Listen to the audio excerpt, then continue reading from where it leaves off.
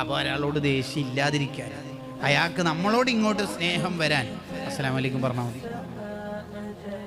അപ്പോൾ നാട്ടുകാരെല്ലാവരും പരസ്പരം കണ്ടാൽ സലാം പറയുന്ന ശീലം ഉണ്ടാവണം.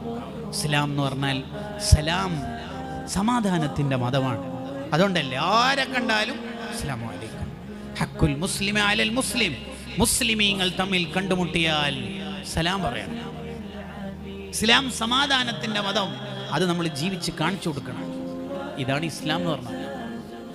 അതുകൊണ്ട് ആ ഒറിജിനൽ മുസ്ലിമായ ഒരാൾക്ക് ആരോടും വിദ്വേഷം ഉണ്ടാവില്ല, ഒരാളോടും ഉണ്ടാവില്ല, ഒരാളോടും ഉണ്ടാവില്ല.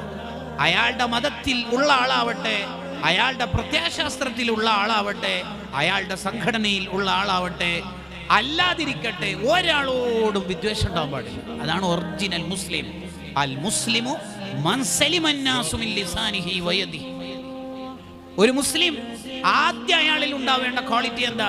മൻ സലിമ അന്നാസു മിൻ ലിസാനിഹി വയദിഹി. അത് മുസ്ലിം ആവട്ടെ അമുസ്ലിം ആവട്ടെ, മതമുള്ളവനാവട്ടെ ഇല്ലാതിരിക്കട്ടെ,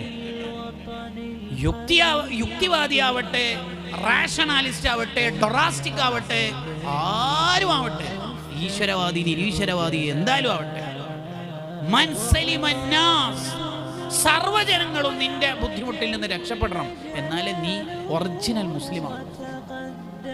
സർവ്വജനങ്ങളും നിന്റെ അടുത്ത് നിന്ന് ഒരു ബുദ്ധിമുട്ടും ഏൽക്കുന്നില്ല എന്ന് നിനക്ക് ഉറപ്പുണ്ടാണ്.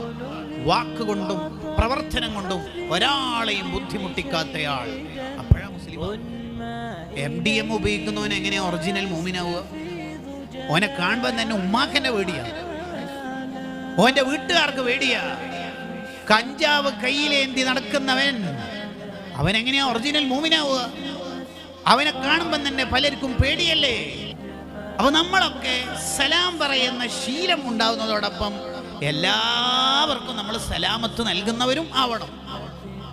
ഒരാൾക്കും നമ്മളെ കൊണ്ടൊരു ഉപദ്രവം ഉണ്ടാവാൻ പാടില്ല. പൂച്ചയെ കെട്ടിയിട്ട പെണ്ണ് നരകത്തിൽ പോയത് നിസ്കരിക്കാത്തോണ്ടല്ല, പൂച്ചനെ ഉപദ്രവിച്ചതിന് വരെ ഇസ്ലാം നരകാവ് സമ്മാനം കൊടുക്കണത്. അപ്പോൾ പിന്നെ മനുഷ്യരെ ബുദ്ധിമുട്ടിച്ചവരുടെ കഥ എന്തായിരിക്കും?